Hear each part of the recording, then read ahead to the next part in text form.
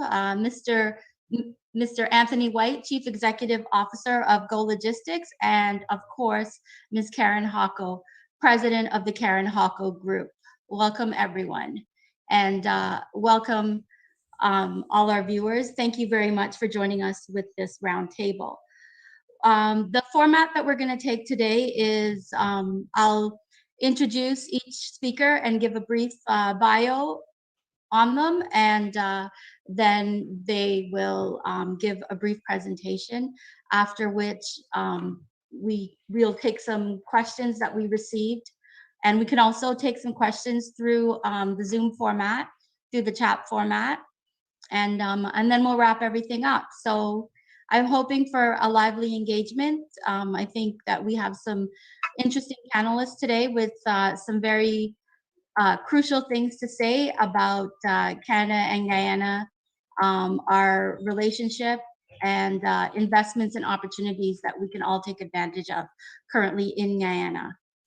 So, my bad. I'd like to introduce myself. I am Natalia Suprasad. I am the Chief Executive Officer of the Canada-Guyana Chamber of Commerce.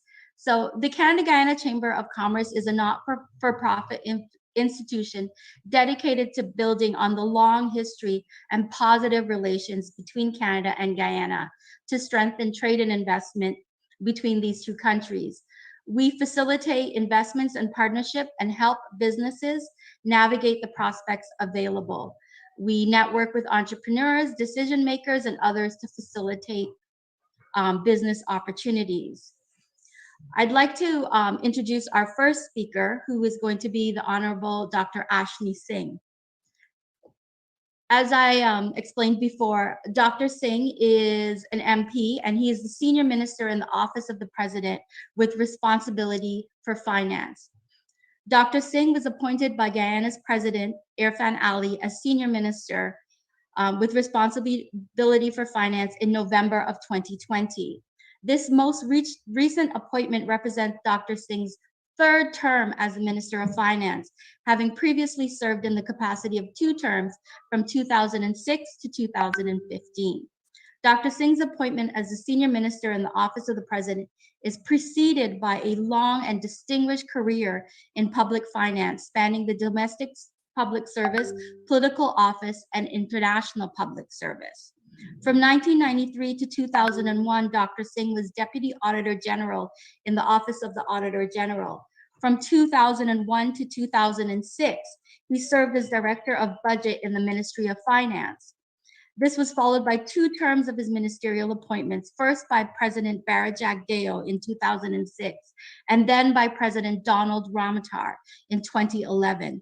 When Dr. Singh demitted office in 2015, he was recruited by the Fiscal Affairs Department of the International Monetary Fund to provide advice to ministries of finance around the world. During his time with the fund, he worked on a wide range of countries in Africa, the Middle East, Central Asia, and Europe. At the time he left the IMF in 2020, Dr. Singh was coordinating the institutional's technical assistance on public financial management sectors across Anglophone Africa, as well as in selected countries in the Middle East. During his previous ministerial tenure, Dr. Singh's stewardship of the Guyanese economy saw the country achieving 9 years of uninterrupted economic growth, successfully navigating the global financial crisis, as well as several episodes of commodity price upheaval and other external and domestic shocks. That period was characterized by strong private sector confidence and witnessed rapid expansion in private investment in all sectors of the economy.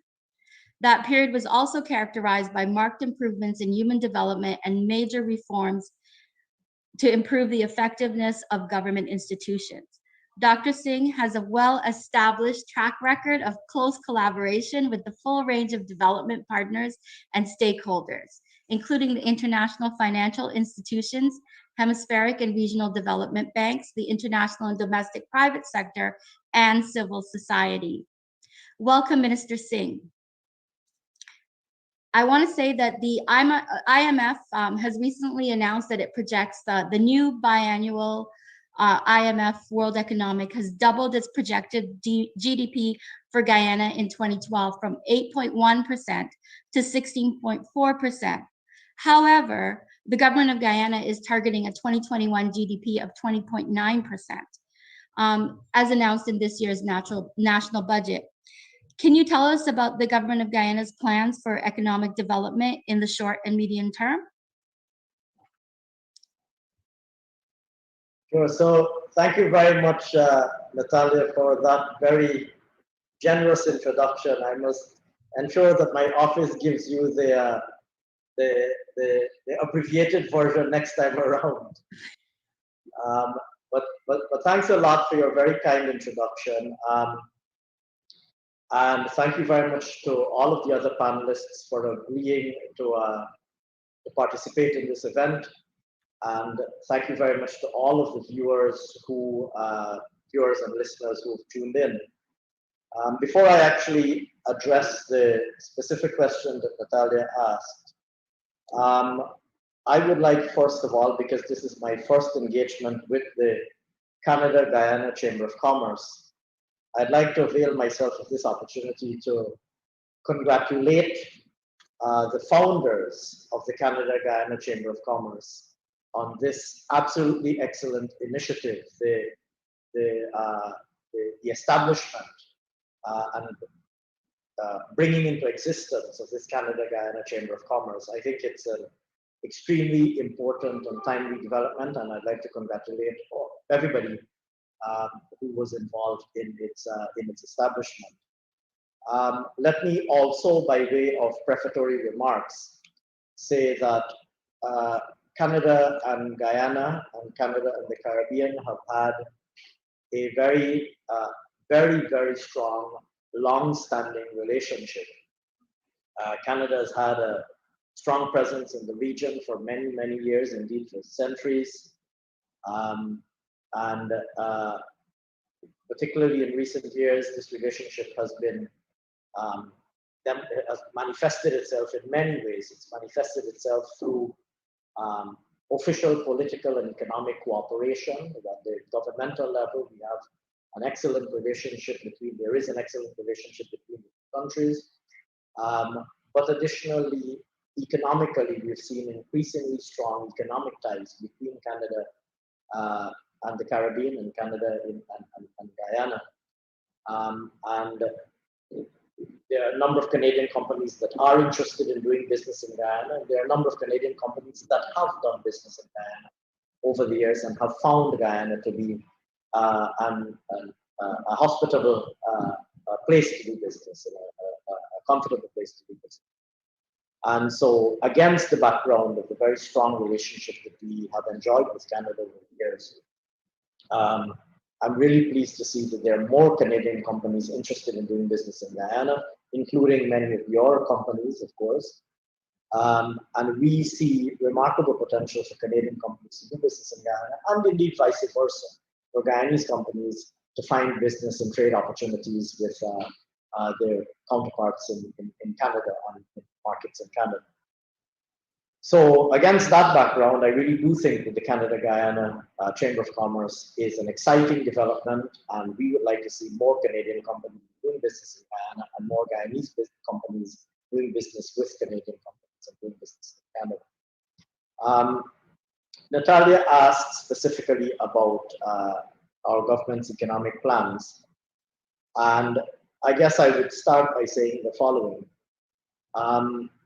We are really at a uniquely exciting time in Guyana's economic history. I think I spoke at another event this morning, and I said that the current generation, are uniquely privileged to be the generation who will witness what I believe will be the most dramatic and most rapid transformation in Guyana's history over all time.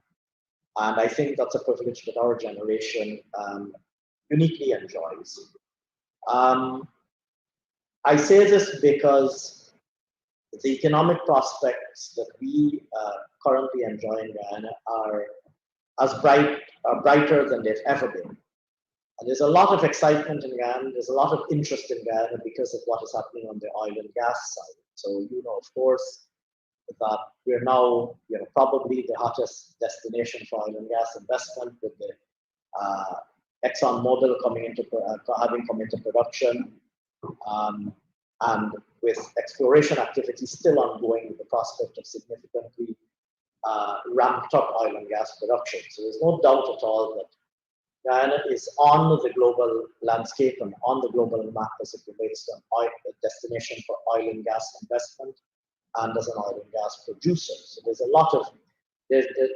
been a lot of excitement around Guyana as a result of the developments in the oil and gas sector. But as many of your members know, and I suspect as many of your viewers and today's audience would know, there's a lot of potential for economic activity and there are very exciting economic prospects in Guyana beyond the oil and gas sector. Needless to say, a lot of our economic growth is going to be driven by oil and gas, including in some of the downside operations, some of the shore-based operations, some of the support services that come with oil and gas. But we have been at pains in government to emphasize that we would like to see the Guyanese economy sufficiently diversified to be resilient and to avoid all of the perils that we've seen so many other oil and gas producers, particularly oil and gas producers, encounter. I don't think there's any shortage of examples of countries who have become oil and gas producers and who have encountered all manner of economic challenges, not least, of course, over exposure to the oil and gas sector. I mean, we, the current generation, we've also lived through times when oil has been trading at $146 a barrel, and we've lived through times when oil has been trading at single digits a barrel. Indeed, I think just a few months ago, there was talk of a negative oil price because of the challenges with storage and so on. And so, we've seen oil prices fluctuate literally everywhere between $0 and $150 a barrel, literally over the last, I would say, 10 or 15 years. So first of all, we recognize the importance of having a sufficiently diversified economy to ensure that we're able to withstand any degree of fluctuation in the oil prices. Needless to say, as an oil producer, we hope that the oil prices will stay as strong as possible for obvious reasons. But we want to make sure that we're sufficiently diversified to be able to withstand any degree of fluctuation on the oil market, but also to be able to avoid, like I said, all of the perils that we're also very familiar with, including some of the Dutch disease issues, overexposure to one sector, overdependence on one sector, deterioration in the competitiveness of the non-oil sectors. We've seen lots of countries go this route. We want to make sure that we avoid the perils that other countries have encountered, and we want to make sure that we take on board all of the lessons that we've learned and that the global community has learned, having observed other oil and gas producers. And so you will find that at the policy level, at the highest level, President Irfan Ali has himself been at pains to emphasize the importance that we place on ensuring a strong, competitive, and dynamic non-oil economy. And so we have constantly been emphasizing the importance of ensuring that we do all of the things that are necessary to catalyze and facilitate a rapidly growing but sustainable non-oil economy. Here I speak of things like agriculture. Guyana has phenomenal potential for agriculture, and for a long time we've been speaking of that potential. We see an opportunity now for that potential to be realized. Here I speak of things like tourism and hospitality. Those of you who have been able to visit Guyana, I'm really sorry that we have to do this virtually. Those of you who have been able to visit Guyana, perhaps in a pre-COVID environment, or those of you who have been able to read up about Guyana, you would know of our vast potential for tourism and hospitality, our vast natural beauty, the vastness of our territory. I mean, I suppose I feel a little bit silly speaking about the vastness of our territory when I'm speaking to Canadian colleagues, because obviously it's a bit silly to speak of Guyana as a big country when you speak of Canada, but the vastness of our territory relative to our population. I guess the Canadian High Commissioner said it best when he said to me that one thing that we have in similar is our population density when you consider the size of our country relative to our population. And so notwithstanding that Canada can fit dozens and dozens of Guyana in its territory, Canada has, very similar challenges in relation to very small population relative to the vastness of its territory. And so our potential as it relates to tourism and hospitality, particularly given the remarkable natural endowment that we have with Amazonian rainforest and so on. And then other things like logistics and support services, financial services, construction, and so many other things which we can come back to and deal with some of the sectoral opportunities later. And so the government's policy position is that we would like to see a strong, diversified economic base, a strong, diversified, productive base. And we're doing all that we possibly can to ensure that that is realized. Now, in terms of, our economic policy orientation, I won't speak for very long. I'll just maybe give a few introductory remarks, and then we can come back and elaborate on any of the specific points that you might like me to elaborate on. Since we assumed office in August 2020, we've had two budgets. We took to Parliament an emergency budget just about a month after we came into office in August 2020. And that emergency budget, and we took to Parliament a second budget, our 2021 budget, in the first week of February 2021. If I might very briefly speak about what those budgets sought to do. They sought, first of all, particularly the 2020 budget, sought, first of all, to deal with the very real crisis that we had on our hands. So, like every other country around the world, we are grappling with COVID-19. I know that you in Canada, or those of our viewers who are in Canada, you see this and feel it and live it every day. You know what it's like to be fighting with COVID-19 and the first and second and third waves that we've had to face. So we are literally fighting COVID-19 exactly as we are in Canada. So Budget 2020 really sought, first of all, to ensure that we're able to provide some degree of protection and relief to our population, to make sure that people are protected and safe, and that immediate relief is provided, particularly to those whose livelihoods have been so dramatically affected by COVID-19. So there are a lot of people who were out of work because of the lockdown, because of the dramatic slowdown in economic activity. So the task that was immediately before us was really just to inhale some oxygen, to re-inject some oxygen into the economy, and to provide support to those who were most sharply affected by COVID-19. And literally try to start in a very phased manner to restart economic activity in a phased manner, bearing in mind the realities of COVID-19. So that was what Budget 2020 tried to do. Budget 2021 would be, and it is now, the first full year budget of our government's current term in office. And so we took the opportunity in Budget 2021 to outline our medium-term agenda and to start to roll out our medium-term plans for the current term in office. Those plans essentially comprise, like I said, a very rapidly growing economy driven both by oil and the non-oil sectors.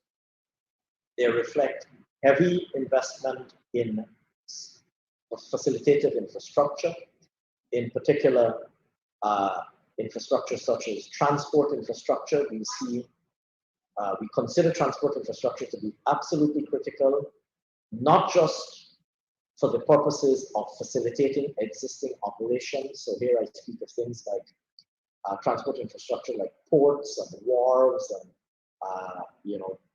transport facilities to accommodate international connectivity, but not just international connectivity by sea. We recognize the smallness of the domestic market. Guyana really is a relatively small country. And companies located in Guyana would ideally like to be operating in a bigger economic space. And so we place a very high priority on we recognize the significance of the returns from expanding the economic space in which we're operating.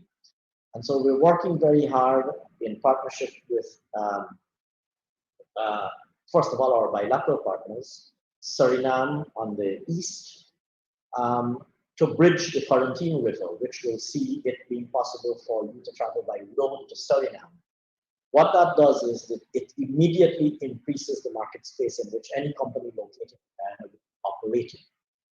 Right now, you can drive to Suriname, but it's a river, the Quarantine River, and you have to take it. There's a ferry that's operated across the river. So you can drive a lorry, or you can drive a truck, or you can drive a car, or you can walk onto the ferry and go across the river.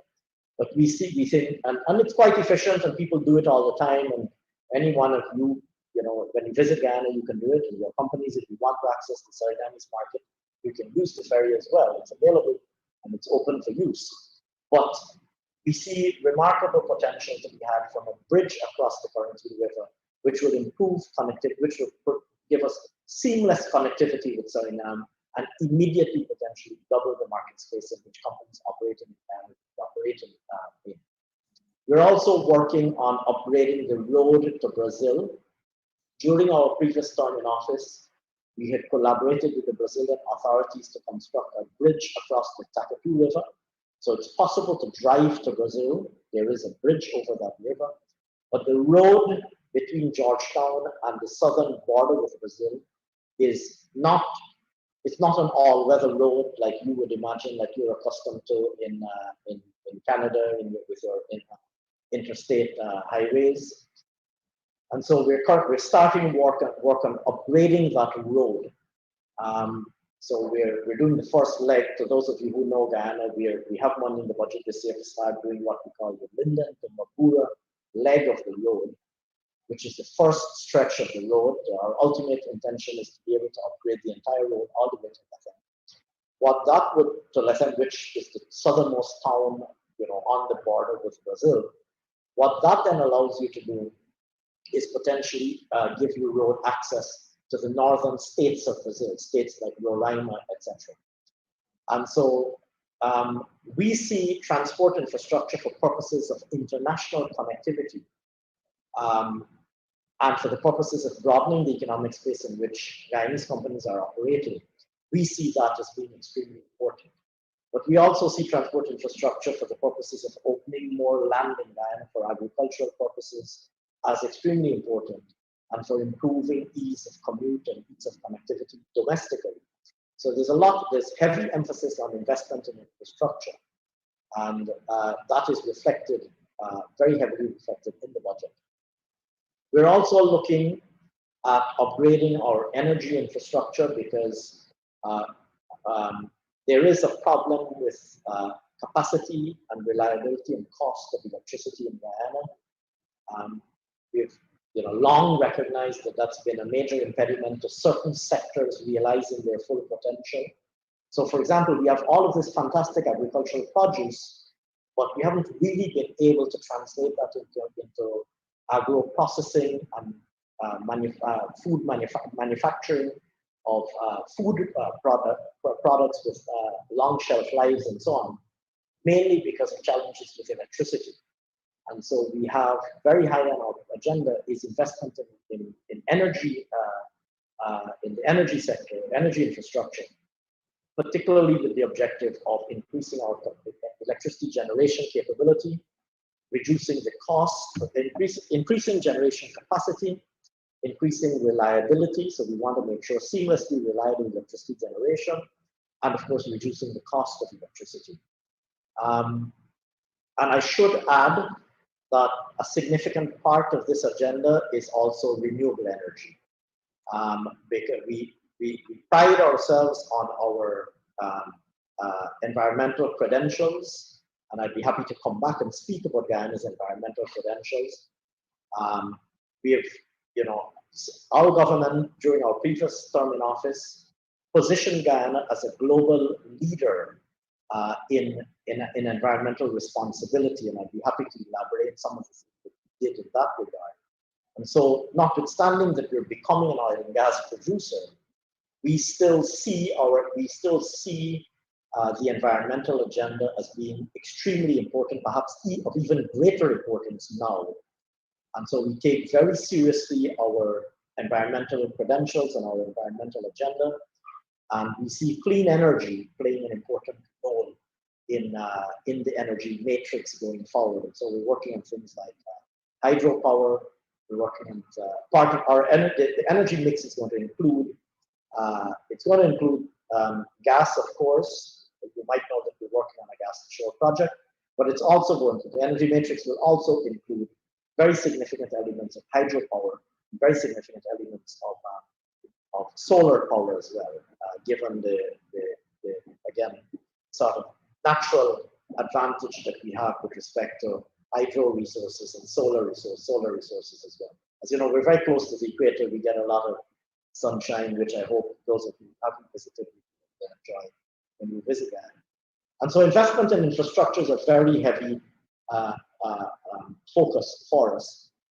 Investment in the social sector. We recognize the importance of a well-educated, highly skilled workforce. In all of your companies, when you locate to Guyana, you will want to find a highly skilled, technically capable workforce. We recognize this. We're investing very heavily in education, not just traditional education, the traditional high school and university, the traditional pathways, traditional academic education, but also very strong emphasis on technical and vocational education. So technical skills, things like engineering and mechanical, some of the mechanical fields and so on. So there's a very big technical and vocational educational agenda that we're rolling out, and this includes, very significant emphasis on lifelong learning, ensuring that not just the traditional cohort of school-age people can access educational opportunities, but indeed the persons of all age cohorts can access educational opportunities to upgrade their skills and better able to meet the needs, the rapidly evolving needs of the labor market in Guyana. So there's a very heavy emphasis in the social sector, particularly education, and other services as well. We want to rapidly upgrade our health sector to make sure that people locating to Guyana are able to find world-class health services comparable with anywhere else in the world. So we're able to locate comfortably in Guyana and not have to worry about access to good quality healthcare and so on. And that's not only something from a service provision standpoint, but it's also a sector from an investment opportunity standpoint. There are potentially companies that might be interested in investing in healthcare and in education as an investment opportunity. So to the extent that there are companies interested in entering that space, we're open. We recently announced, in fact, the removal of corporate taxes on companies investing in education and health. Just to give you an example of the initiatives that we've implemented to attract world-class providers in the education and healthcare sector. And then, of course, all of the other aspects of the government policy agenda, including every other dimension that will potentially influence the environment for doing business, things like ensuring the security, and I'd be happy to come back and address any one of these points. Security, the justice system, ensuring that the rule of law, the predictable court system, timely adjudication of commercial disputes. Those are all things that we recognize are very important to the environment of doing business. And let me, I guess, conclude by saying that we're doing all of this, recognizing that perhaps the two most important prerequisites for companies coming to locate in a country are, first of all, respect for constitutionality and the rule of law. So no company, I don't think any credible company wants to come and do business in an environment where they're worried about, democracy, or they're worried about a dictatorship, or they're worried about their assets being expropriated by, some capricious government action or anything like that. I think most of you have done research in Guyana. You know that we went through some challenges over the last 5 years. You saw the challenges that we had with respect to protecting democratic rule in Guyana. I'm not going to belabor that point for too long. But with the support of our international friends and our international partners, including, I'm happy to say, including the Canadian government, the democracy that we had worked so hard to build, thankfully was safeguarded. And this is now recognized by the international community. So first of all, companies coming to Guyana knowing that we're coming to an environment where there is the greatest of respect for constitutionality, the rule of law, democratic traditions as you know them in Canada, and as the rest of the world knows, democracies to operate. Secondly, macroeconomic stability. No company wants to come into a country and have to worry about the value of their investment. No credible company wants to come and have to worry about, hyperinflation or high inflation eroding the value of their financial assets in the jurisdiction in which they're investing, or exchange rate instability, which will introduce elements of unpredictability and uncertainty in the investment environment. We place the highest priority on ensuring that the macroeconomic framework within which we roll out our successive budgets are faithful to ensuring a stable and predictable macroeconomic environment. So things like exchange rate stability, interest rate stability. You don't have to worry about coming into Guyana with interest rates at one level, and then you suddenly discover that interest rates have spiked dramatically, and that has an implication again for the value of your financial assets in Guyana. So we place the highest priority on ensuring, first of all, that we have steady and sustainable. I guess we know that it's going to be a period of very high growth, but we're committed to ensuring that that high growth happens in an environment where we manage the risks of overheating. So we manage the risks of inflation. We're keeping a very close eye on price inflation. We're keeping a very close eye on exchange rate stability and interest rate stability, all with a view to ensuring that we maintain a favorable, stable, predictable, and conducive macroeconomic environment. So when businesses come to Canada, they don't have to worry about the stability and the value of their investment. I should probably stop there. I didn't hear a bell ringing to tell me that my time is up. I suspect that's because Natalia was being gracious with our timekeeping. I'd be happy to come back to any one of these issues and elaborate them at great length if you wish. And if there is a question that you ask that I am not able to answer on the spot, I'd be happy to supply you with that information later. So thank you very much. You've been a very gracious, panel and audience, and I'd be happy to come back on any issue. Thank you very much. Thank you, Minister. I think that was a very well-rounded view of the opportunities that are available in Guyana right now. Our next panelist is going to be Mr. Mark Collett.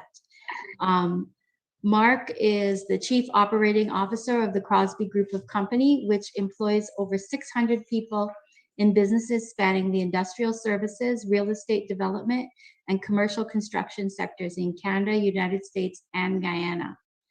In his current role, Mark is responsible for setting and stewarding the strategic direction, development, and performance of all Crosbie companies. In January of 2021, the Canadian company Crosbie entered into a partnership with the Guyanese company, Farfan and Mendez. The companies completed an investment in a new company, Farfan and Mendez Limited, which is a Crosbie member company. All businesses previously functioning as Farfan and Mendez Limited and Mine Services Limited in Guyana were transferred into this new company. Mr. Collett, I think we'd be really happy if you could tell us about your strategic partnerships and with the Guyanese company and how that came about. Okay, thank you very much, Natalia, and thank you again, Minister, for your remarks. There were certainly there were definitely some nuggets there that you'll see in our presentation that we've prepared here that are some of the things that we've got on our mind. So I'll just share my screen here if I can make sure I do this properly.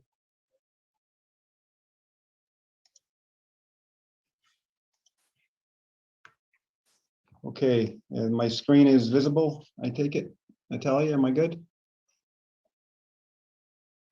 All good. Okay, thank you. So I'll dive right in.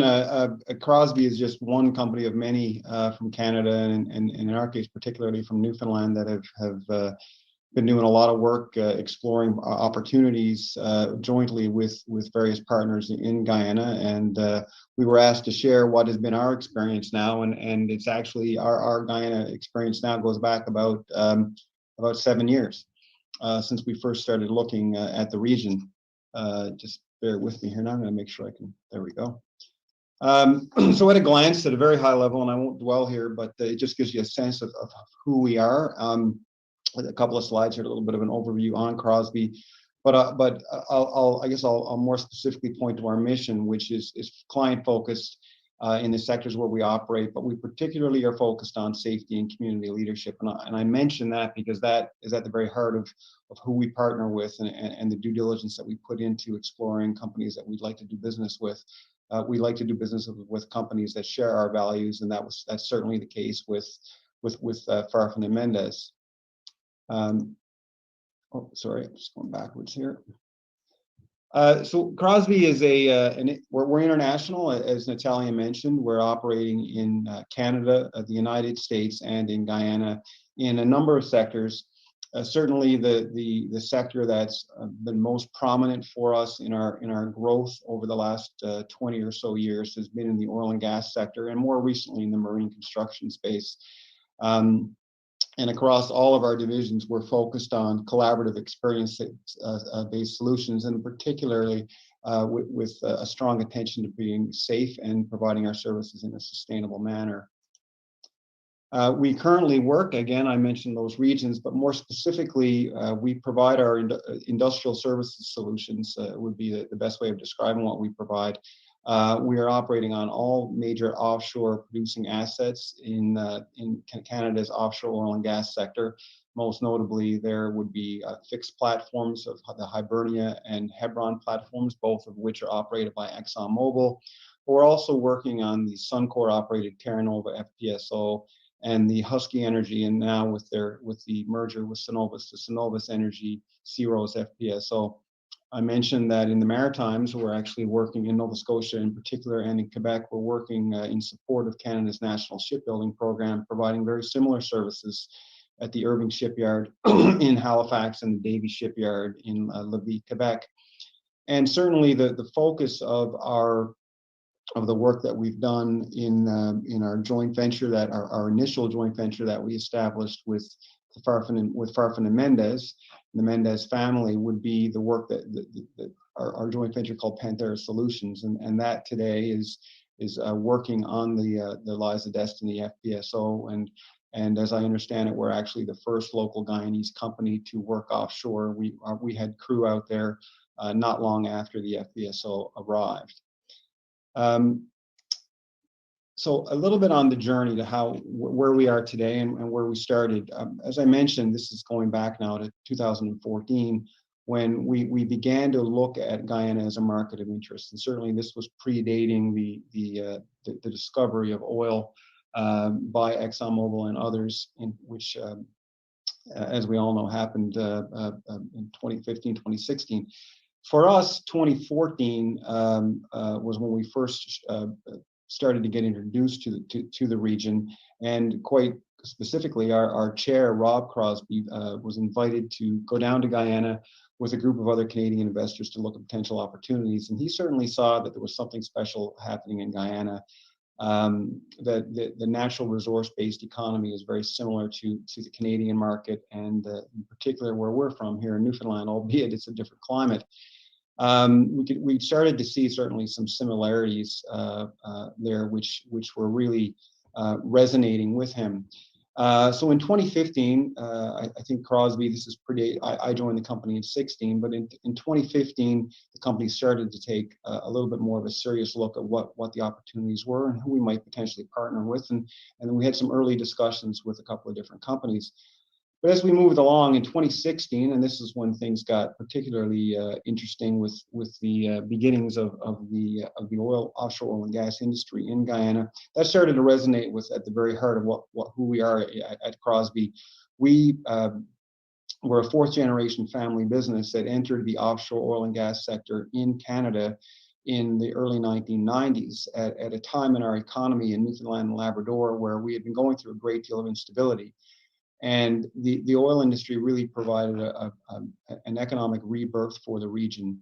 And Crosbie decided at that time to become a part of that, and through a joint venture with a North Sea-based firm that had, at that point, decades of experience working in the offshore, created a local company through partnership that employed Newfoundlanders and Labradorians. And we could see that we felt there was an opportunity to recreate that story in Guyana with a local partner. And in 2016, Farfan and Mendez started to look around at potential opportunities to partner with an international company to help them participate in a meaningful, credible way in the offshore to complement their already strong onshore-based businesses that they have in multiple sectors.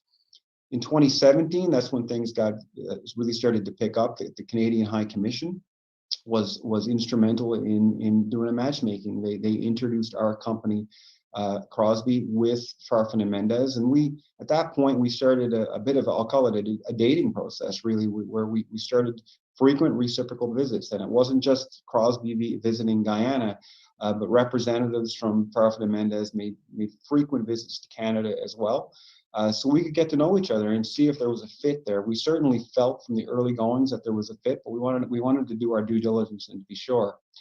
So as we move into 2018. At that point we had made a decision. We were going to pursue this together, and we established Panthera Solutions, which was established as a 51% owned Guyana-based company, 49% owned by Crosbie, 51% by Farfan and Mendez. And we dug in. We started to we brought in a leader. We invested in a leader to bring into the country who had a familiarity with our business, but also was used to working in new jurisdictions, pioneering areas of the world where hydrocarbons had recently been discovered, and Guyana was certainly a match for that. And we actively engaged in a capacity building program. That was probably one of the things that at the top of the list that we held in common with Farfan and Mendez. Farfan and Mendez, and Andrew Mendez in particular, wanted to see a local company employing Guyanese, and that's no different than our DNA. That's what we wanted when we built Crosbie, in particular our client services group here that's focused on the offshore here in Newfoundland. That we subsequently went on to employ hundreds of Newfoundlanders and Labradorians, and we wanted to see hundreds of Guyanese working in the offshore with Farfan and Mendez. So early engagement and investing heavily in training local Guyanese in the trades that we provide and the services that we provide meant just digging in up front with no guarantee of work. And we made that commitment, and that commitment was matched by the Mendez family. We subsequently went on to make sure that we had all of the table stakes in place, things like ISO certification, things like ensuring that you're building a world-class safety culture. We invested heavily in that, and we were subsequently successful, where we were awarded work for the kinds of trades that we provide and the services that we provide in 19, so that we could participate when the destiny arrived. At that point, and it was actually at late 18, but we really got into it in 19, Andrew approached me, Andrew Mendez, about, well, we've seen it work quite well together, and would there be other opportunities for us to invest with Farfan and Mendez beyond oil and gas and beyond Panthera Solutions? And that was really exciting for us. We saw we could see that the Guyanese marketplace was going to take off in very significant ways. And it wasn't just going to be the oil industry that as Andrew likes to say, a rising tide lifts all boats. And Minister, your comments about the government's interest in ensuring a diversified economy really resonates with us. And we're heartened to hear that, because that's what we're betting on, is that we said investing more deeply in the economy and in the region with Farfan and Mendez, we felt was the right thing to do. It's a tremendously exciting opportunity, and we want to be a part of it beyond just that one joint venture that we had. In 2020, we continued with our capacity building. And subsequent to that, in late 2020, we concluded a deal with Farfan and Mendez where we essentially invested in the assets of the business and created a new company, 51% owned by the Mendez family and 49% owned by the Crosbie family, where there's effectively in Guyana a merger of two family businesses to create Farfan and Mendez, a Crosbie member company. And this is really, we feel that is the next logical step for us to build on our already successful partnership that we have with the Mendez family.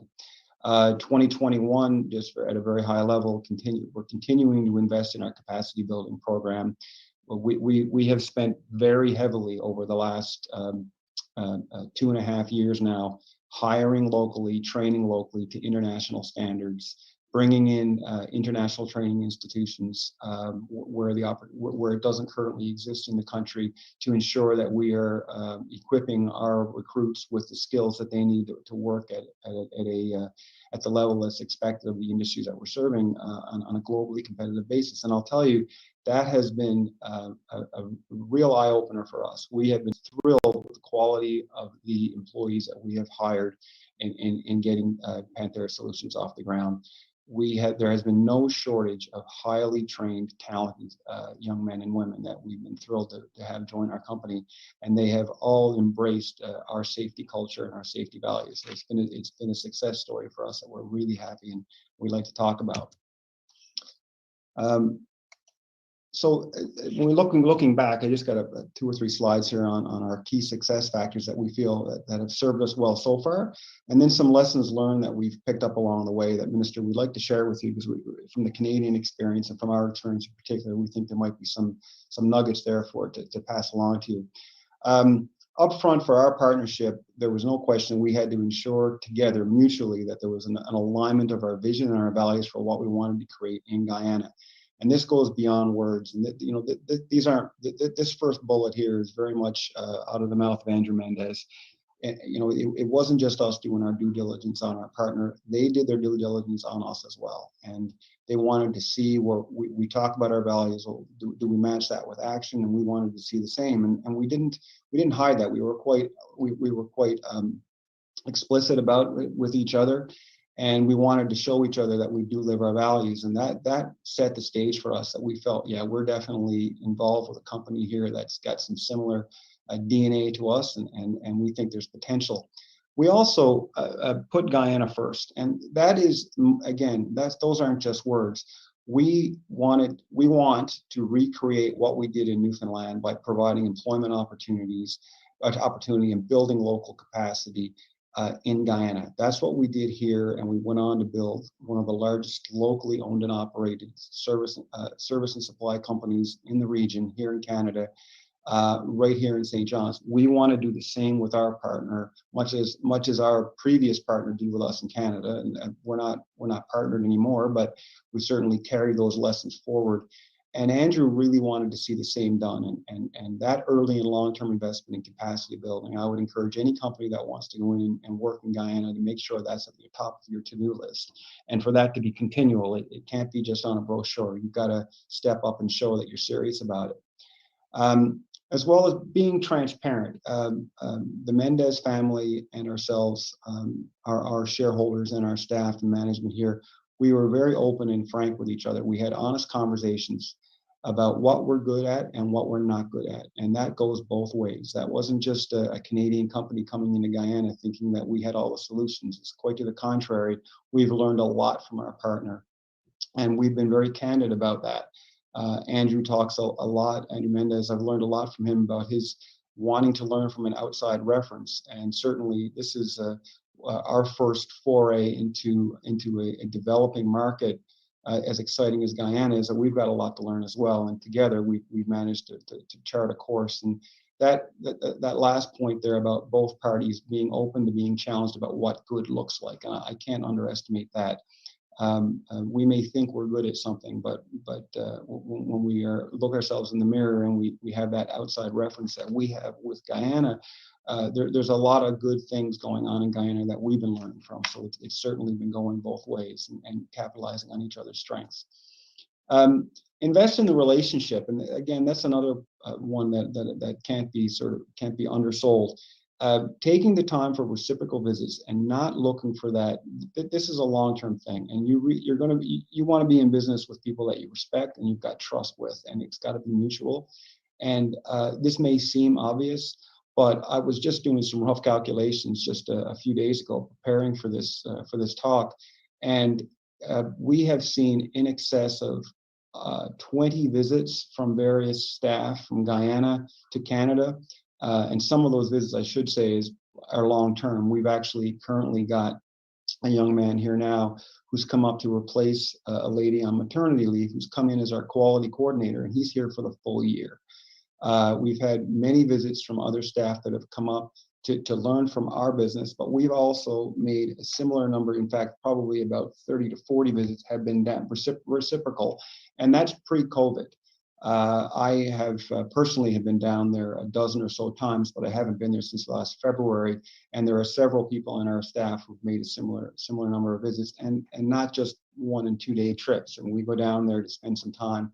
And certainly in the virtual world, we're dealing with each other every day, and to really continue that building of that relationship. I guess one other point here, well, there's 3 last points, but planning for this investment to be long-term. We did not go in expecting a quick buck. That's not on our mind. We are in Guyana for the long term. I fully expect that this will go way beyond my career at Crosbie, and I'm not going anywhere anytime soon. We love it there, but we also recognize that, if you're going to invest in a region, it's not in and out in 5 years. We are down there for decades as far as our current view on this is. Being flexible and adaptable, recognizing that we come from different parts of the world, and yes, we all speak English, and that certainly helps. But we do have different business cultures, and decision-making processes are different. One is not better than the other. They're different, and you need to build that into how you're working with each other. And finally, this last point is something that Andrew has said to me many times, and it certainly resonates with me. In partnerships, we focus on what we have to gain. Don't dwell on what you think you might lose. And this is something that we have run into from time to time. People need to be looking at this with glass half full and not worrying about what am I giving up to get that. There's a huge opportunity here for everybody that goes into a partnership in Guyana, and we've certainly built a lot of what we've achieved around this last point. So just 2 more slides here, and then I'll stop talking. Our lessons learned, and you've touched on some of this, Minister, so I won't dwell too much, but just some high-level examples of things that we've run into over the course of the time that it took us to do this last deal. So I'm not talking just about Panthera Solutions. When we did our investment in the broader Farfan and Mendez business, that took 2 years to complete. And I would love to blame COVID for that, but the truth is, if COVID didn't happen, I still think it would have taken 2 years. First of all, the banking sector. We think that this is an area where there's some great opportunities for some improvement in efficiencies. We found our experience there to be very paper intensive. It's not automated or digital, and there's a very conservative banking culture in place. And Canada has a very conservative banking culture as well, but this is certainly much more conservative than we're used to. And we think that as you're going to a growth environment, our banks, if they were a little bit more set up, I guess, to take on more risk and offer more products, because there is not much in the way of competitive differentiation there right now. And we think that over the long term, that's going to be an impediment more for local companies than it will for foreign companies. We can access financing elsewhere, but there are very restrictive, I guess, tools that are currently in place or not in place at all that I think is long term is going to hurt local businesses' competitiveness. You touched on interest rates, and so I'll just move on past that one. And I was pleased to hear that you certainly have that front and center in your government's long-term views. And as well, I think you briefly touched on that what you expect here with oil revenues, it could cause a significant appreciation in the Guyanese dollar. And you know, just one simple idea here, or not simple, but certainly one idea that came to mind with one of our financial leaders here, that locally based hedging options could mitigate exchange rate risk. The legal, I'll touch on our experience with the legal community. You know, we dealt with several very bright local lawyers in the region, and we were using them in partnership with a council that we utilized here in Canada, here in St. John's in particular. And we did find that there was some limited experience with international M&A deals or commercial arrangements in the region. And one way to sort of start to sufficiently build that out, we felt, and this was an idea that came from one of our lawyers, was for the local legal community to engage in strategic alliances. And I think there are some things that are in place, but something a little bit more meaty that they could avail of expanded areas of expertise, particularly in some of these specialized areas where there wouldn't be a lot of deal flow in Guyana, but undoubtedly that's going to pick up over the next several years. And as I say, I certainly wouldn't put it at the feet of our lawyers to say this took 2 years, why? But I do think they would share the view that it did create some delays in the process, and inevitably these things always take longer than we expect they would. But we think there's some areas for improvement there that I think through an alliance of some sort, we felt that could certainly do everyone be to the benefit of everybody. Certainly, some of the processes that we've encountered around importation and customs, it's maturing. So undoubtedly, we think that will improve with time, and in a country and an economy that's going to grow as fast as you have been and will continue to grow over decades. That is an area where I think there's some great opportunity. The in-country training capabilities, you touched on it already. We've spent heavily on getting our recruits trained to internationally recognized standards, and in some cases we may have to have them leave the country to maintain those standards, and that would certainly be something that we would see as an opportunity. And finally, the tax competitiveness. Our executive in charge of our finance and commercial group here put it quite succinctly tonight. He said, Mark, the Guyana's tax competitiveness is maturing. That will come with growth. It is wonderful that we have a tax treaty in place between Canada and Guyana. The tax treaties that are in place between Canada and other jurisdictions, though, are significantly more competitive, and we think there's opportunity there.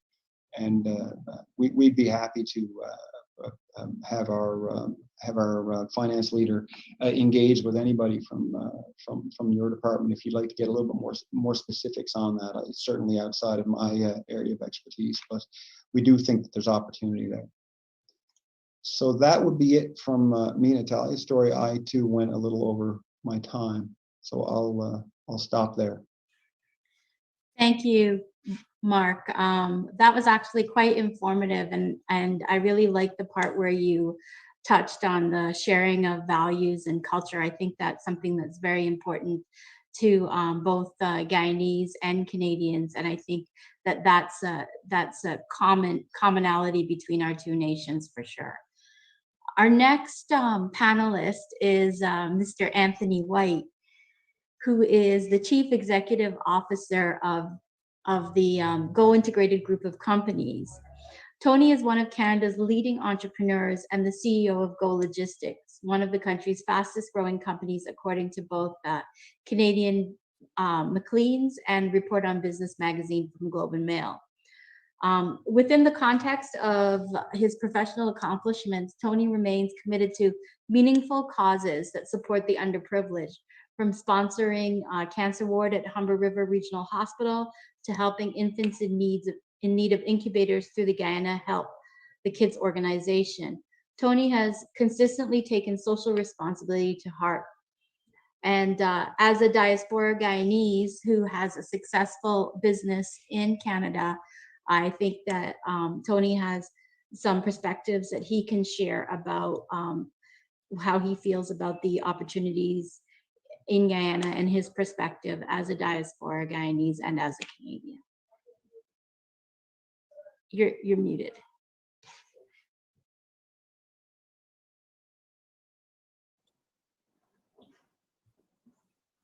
No, just saying thank you for the opportunity today. Sincerely appreciate it. I've left Guyana many, many moons ago, over 35 years, and had a great opportunity of getting my education abroad and getting into financial services and move into the logistics piece of the business. So Guyana is very close and dear to me. I certainly see a great opportunity of bringing my skill sets and collaborating with the local Guyanese from many different aspects of my logistics experience. One of the things that I'm continuing to look at is beyond the oil and gas industry in Guyana. And I'm just echoing some of the things that you have mentioned. I think with the agriculture sector, we do need a logistics arm to transform that piece. We need to have very strong infrastructure. Information technology is key. It's a key aspect that one of the things that we should be looking at. Hospitality, real estate development, transportation and logistics, and obviously the immigration services.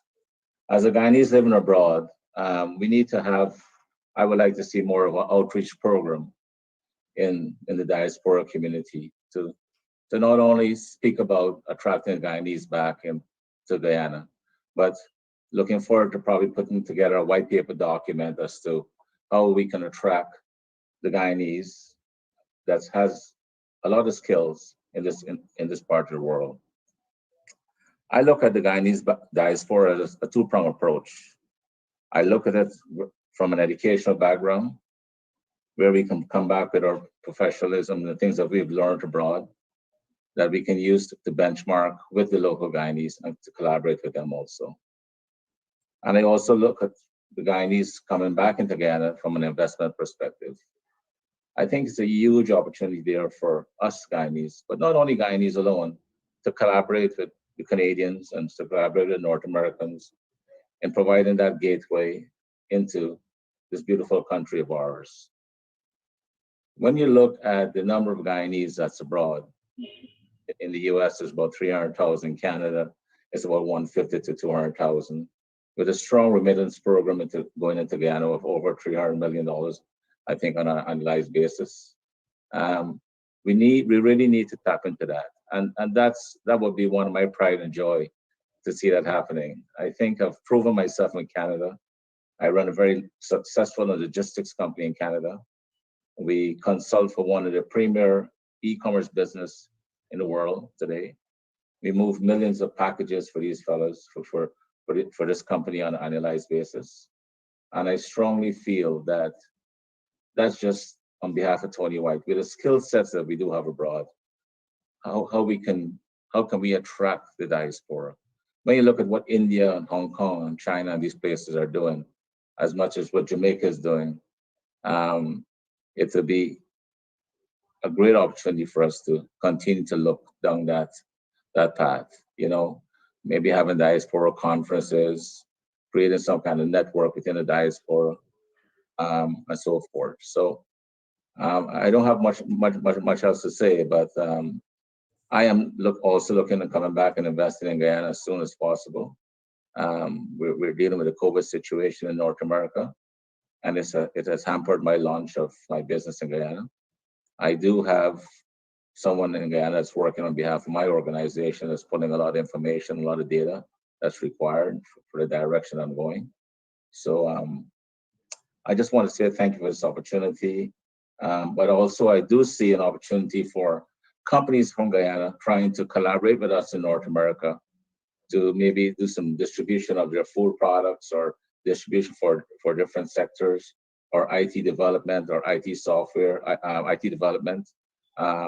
There's no rhyme or reason why it has to be a one-way approach, in doing business. We can be doing business in both parts of the world. The world is shrunk, and we have a lot of Guyanese here with a lot of great skill sets. We have a lot of Canadians here with a lot of great skill sets, and there's no reason why we can't have a code or software written and developed in Guyana, or vice versa up here in Canada too. So I just want to thank you for this opportunity, and at this point in time, that's pretty much for me. Thank you, Tony. I thank you for your diaspora perspective, because I think that we have a really well-rounded panel, and we need to encourage more Guyanese Canadians like ourselves to come back and contribute what we can to Guyana, because there's a lot of opportunities that we're not taking advantage of, and that that others see that maybe that we can't see, that you've brought out today. Thank you. I'm going to say that we've saved the best for last. Ms. Caron Hawco is the president of the Caron Hawco Group, a consultancy specializing in business strategy, international business development, communications, negotiations, and facilitation, with a diversified portfolio of clients. Caron has recently focused on opening new markets such as Guyana and Northern Canada, to ocean technology, shipbuilding, oil and gas supply chain companies, and commercializing new technologies, as well as energy transition projects. I would like Caron, I think she's going to speak today on linkages that she sees in terms of Guyana and opportunities, because Caron has been traveling to Guyana, I think, since 2017, and so she has a perspective that she can share with us today. Thanks a lot, Natalia. Appreciate this. And good afternoon, Minister Singh. First of all, congratulations on your recent budget. I watched it and I read it, and I was very impressed with the vision and the detail. And obviously, your government right now has a great vision for Guyana. And there's a lot of detail that you even shared today that I do appreciate. A little bit of a background on my journey to Guyana. As Natalia mentioned, I've been back and forth to Guyana since 2017. My history is in actually the oil and gas industry. I've spent 20 plus years in Newfoundland and Labrador working around oil and gas as a consultant, and also in the corporate world working for an oil and gas operator. In terms of Guyana, actually I should say my international work actually started with Norway. So Norwegian companies would come into Newfoundland and they'd be looking for advice, partnerships, and wanting to do business with the Newfoundland and Labrador marketplace.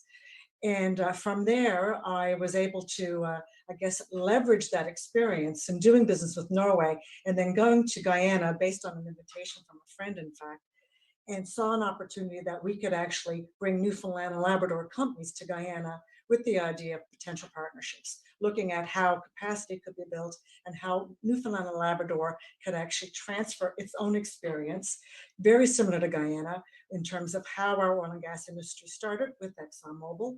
We came out of a very, an economy under extreme pressure at that time. And from there, we were able to build our workforce and our supply chain to be competitive. And now we're seeing Newfoundland and Labrador companies going to Guyana, hoping to engage in partnerships. And that's really the mantra and underpins how we approach going in, looking at partnerships, because local content also underpinned the growth of the Newfoundland and Labrador oil and gas industry, which is very important to us. And we do appreciate the commitment around that.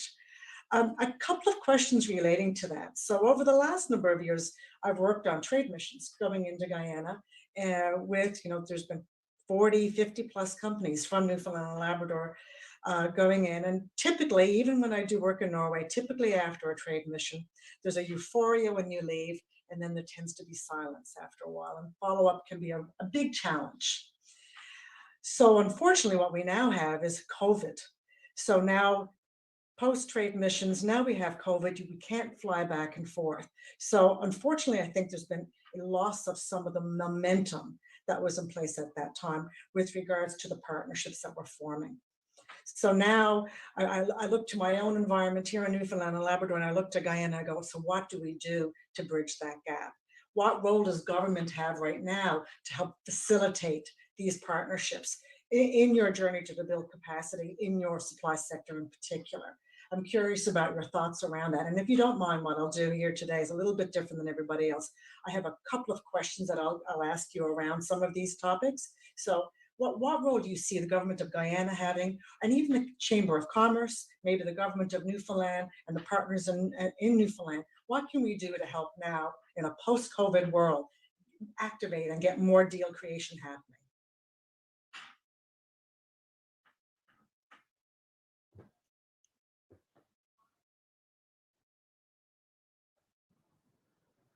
So thank you very much.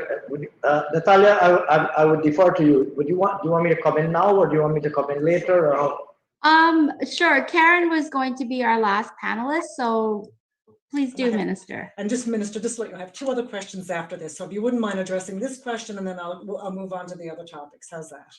Sure, that's fine. And then I think we have two other questions from our audience. So. Sure. So first of all, before I address the specific question that Caron posed, let me thank speakers. I thought they were both excellent and interesting presentations. Mark, I was really happy that you shared that your experience of actually entering a joint venture with a Guyanese company, and what your experience was, and indeed what you see some of the key lessons being. I thought that was very, very informative. And Tony, equally from the diasporic perspective, of course, we have a very large diaspora in Canada, and it was very interesting to hear, your thoughts as well, and good to hear that you are on the verge of, seeing an investment materialize in Guyana as well. That was really great to hear. So, in response to Karen's question, if I heard you correctly, you were saying that in the current COVID environment, or in the post-COVID environment, what role do we see the government playing? And indeed, you said either the government or the chamber or the Chamber of Commerce. It's a collaboration. It's a collaboration. Sure. So let me say first of all how we see the government's role. For us, the first priority is to create the right environment that's going to be attractive to investors. That we see as our primary role, ensuring that we do all that is necessary in terms of putting in place the relevant policies, addressing the relevant impediments as they're identified, whether they are, issues in relation to bureaucracy, issues in relation to modernization of the financial sector. I think Mark mentioned a few very interesting points, incidentally, with pretty much all of which I agree. I think, Mark, many of the points that you made in relation to lessons learned, I would say that these are issues that we've also identified, things like the need for more rapid modernization in the financial sector, use of digital technology, streamlining of procedures, easing of bureaucracy and red tape. A number of those things that you highlighted, I think, are things that I would say off the bat, I would say to you that we recognize and we agree with completely, and we are working on. So from the governmental standpoint, I would say to you that our first priority is to make sure that we create an environment that is conducive to people doing business. And by people doing business, I mean not only international investors, but also domestic investors. We want Canadian partners to be able to come and find good, solid, strong Guyanese partners, like Mark did, like Mark described in his story. And so to the extent that we can, we would like to create the best possible environment to make Guyana the most attractive and most conducive place for doing business. That we see as our paramount role. But in addition to that, we recognize that there is potentially some information asymmetry, or there's potentially Guyana is still a relatively little known destination for investment. People are now learning about Guyana. They are now learning about about what's happening in Guyana, and we recognize that there's still a lot to be told. There's still a lot to be done in terms of getting the Guyana story out there. And this comes to the issue, the point that you make about forging partnerships and what can be done in relation to sort of identifying more opportunities for doing business in Guyana. Now, we've established in Guyana, we had established some time ago, and we've just reinvigorated. We have a new board and a new management in an entity called the Guyana Office for Investment, Go Invest. Now, that's intended to be what we've called, perhaps loosely, a one-stop shop for potential investors coming into Guyana. Go Invest is intended to be the office that people will go if they want to find out what the investment regime is, the applicable investment incentives are. So Mark mentioned, clarity of rules and clarity of fiscal incentives for various sectors. So we have an incentives regime that applies to each sector, and Go Invest would typically be the place to go to find out, what the fiscal incentives regime would be for various sectors, what investment opportunities are available, etc. As originally conceptualized, we would ideally like Go Invest to be the one place that investors from out of Guyana can go, and indeed investors from in Guyana can go, either to find out what the rules are, what the incentives are, to seek assistance in advancing an investment proposal, but also potentially to identify possible partners. And as originally conceptualized, that we saw as one of the roles that Go Invest will play or can play. Having said that, we have to be a little bit careful about how far we insert ourselves in, who does business with whom, and who forges partnerships with whom. And that's not something that the government wants to insert itself in. So what we would like to do is we'd like to provide as much information as we possibly can on what the opportunities are. But we would ideally like, exactly like Mark did, and I think this is why Mark's presentation was so fantastic. The truth is that investors do have to do a little bit of work to identify what the opportunities are, or to respond to the information that's put out there to identify what the opportunities are, and to look around for who would be a good fit in terms of partnership. And I think that's why the Crosbie Mendez story is such a great story to tell. Now, we will certainly, if a company comes to Guyana and says, this is a sector in which, if you come to the government or you go to Go Invest, and we say, this is the sector in which I am operating, or this is the sector in which we're thinking of operating, who might be potential partners, we would, of course, be happy to say to you, these are the Guyanese companies who are working in that space. But you would have to do your own due diligence. You would have to, engage with them directly, etc. Because, like I said, we see that being done best by the private partners rather than by government. I think in this regard, the Chamber of Commerce also has an extremely important role to play in showcasing opportunities as well, because the Chamber of Commerce has in its membership not only Canadian companies, but Guyanese companies who are interested in doing business with Canadian partners, including a number of relatively large Guyanese companies and conglomerates, many of which are very well established, operate in many sectors, have a very, very well established track record in Guyana. And even if they are not potentially interested in doing business in a particular sector, they know the landscape well enough to be able to say, these are potential partners if you're interested in doing business in these particular sectors. And so I see the Canada-Guyana Chamber of Commerce as also having an extremely important role to play in intermediating these opportunities, both in showcasing them, in information sharing, and in intermediation, like I said, potential matchmaking, if you like, if that's the appropriate way to describe it. But this is something that, the advantage with working in Guyana is, Guyana is not it's a small country. There's still relatively few operators in most sectors. It's pretty easy to say, these are the people who are working in this sector. we'd be happy to facilitate an engagement with any company working in any one of these sectors, etc. But this process is also evolving. And like I said, the task of revamping and revitalizing Go Invest is at its early stages. The Chamber of Commerce is also relatively new, and it's probably still sort of navigating, notwithstanding the maturity of its members and the excellent work that I'm sure Natalia is doing. My guess is that the Chamber of Commerce is also itself currently positioning, its own operations in terms of identifying where its value add is. I know the Canadian High Commission has been doing a great job. Mark spoke about the role that the Canadian High Commission played in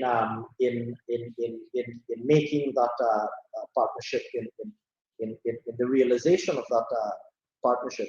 But let me say this too, that there are a lot of sectors in Guyana that are still relatively new or underexplored, or even perhaps underdeveloped. And there's a lot of room for Canadian businesses to spot opportunities that might not even immediately be obvious to Guyanese investors. So, here I speak of things like in the technology sector. I mean, Tony, you're operating in logistics. You run a big logistics company in Canada. You might potentially be able to conceptualize ideas that might not even immediately be obvious in Guyana. Either perhaps because you're doing it already in Canada, or you're working with people who are doing it with Canada. You might know perhaps that there is absolutely nobody working in that space in Guyana. And so there are lots of greenfield opportunities from a sectoral standpoint. There are a lot of, in terms of, very sophisticated technology operations, very sophisticated logistics operations. There are a lot of opportunities which are currently unexplored, underexplored or underexploited, totally unexplored, that are still to be identified, and I think could potentially be identified by Canadian companies. And we're open, like I said, we're open to Canadian companies identifying new and exciting opportunities and entering a space where perhaps there's nobody operating in right now. Thank you, Minister. I'm going to ask one more question because I'm aware of time here. Georgetown currently is the epicenter for oil and gas activity in Guyana.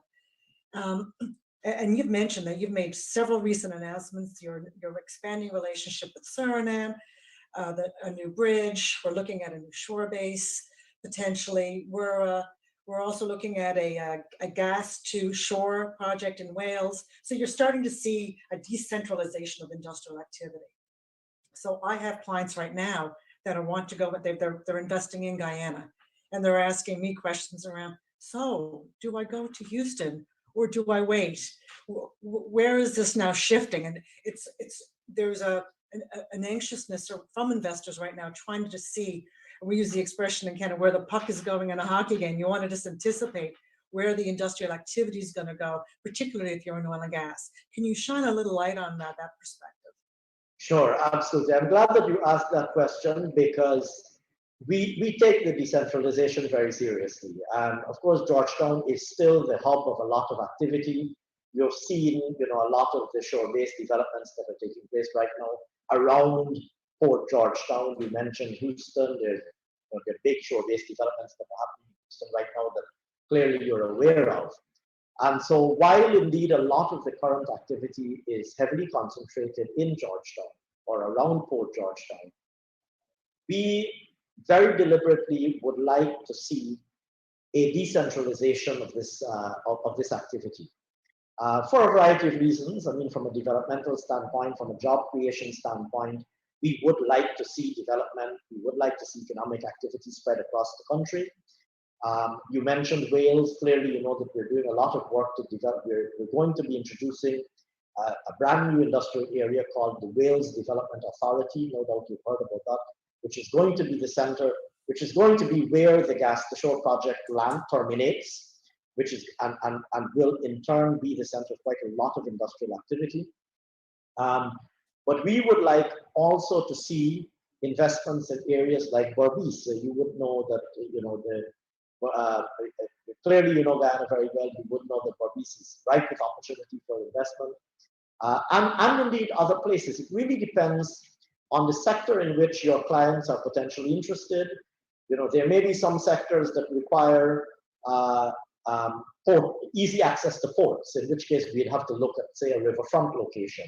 And if that were the case, we could speak about what riverfront locations might be appropriate, whether it's Port Georgetown, or as you know, there's a river, there's the Berbice River as well, which has good waterfront access. If it's a client that is investing in something that is heavily labor intensive, we could potentially be speaking about other locations where there's a lot of opportunity for labor intensive businesses to go, where there are a lot of young people looking for work, where there's perhaps still a need for heavy job creation. So for example, very quickly, and I'm looking at the clock now, I know that I only have 1 or 2 minutes left. I had a meeting yesterday with a large business process outsourcing company, a BPO. They run call centers in the US,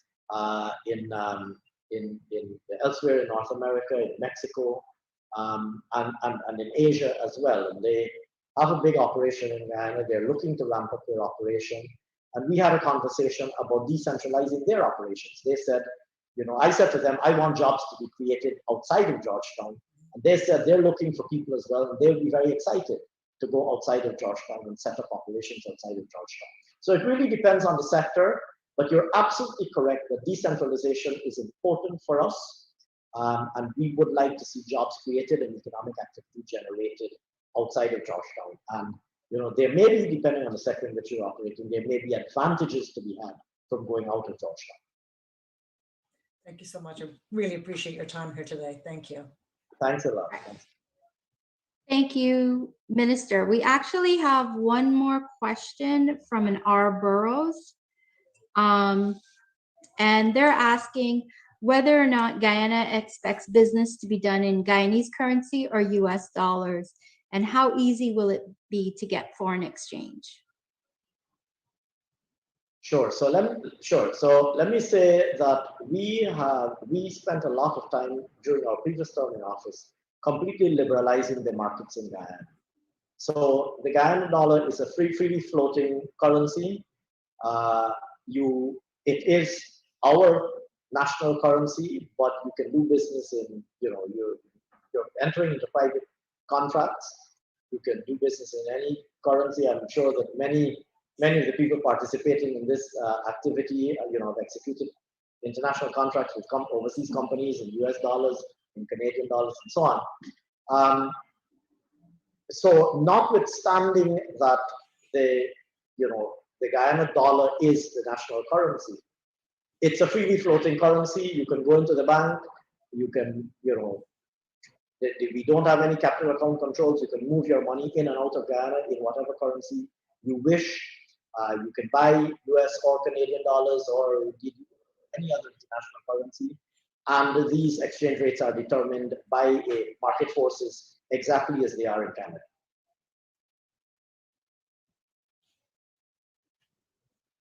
Thank you very much, Minister. I think that will be our last question for today. I want to thank you very much, Minister Singh, for agreeing to participate in our roundtable today. I'd also like to thank our other panelists, Mr. Mark Collett, Ms. Caron Hawco, and Mr. Anthony Whyte. And I would like to say to our viewing audience out there that the Canada-Guyana Chamber of Commerce is here to help you.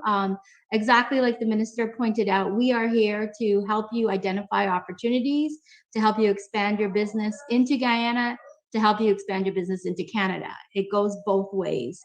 And you can visit our website at cgcc.gy, or you can email us at info@cgcc.gy, or you can reach us by telephone at 592-693-5137. I hope that this is just the first of many engagements with the Government of Guyana and the Government of Canada to come. Thank you all very much. Thank you very much, Natalia, for inviting me, and thank you to everybody else who participated, all of the panelists and other viewers. I'd be happy to come back again on a future occasion, if you'd like me to. Thanks a lot. Of course, Minister. We're always happy to have you. Thanks a lot.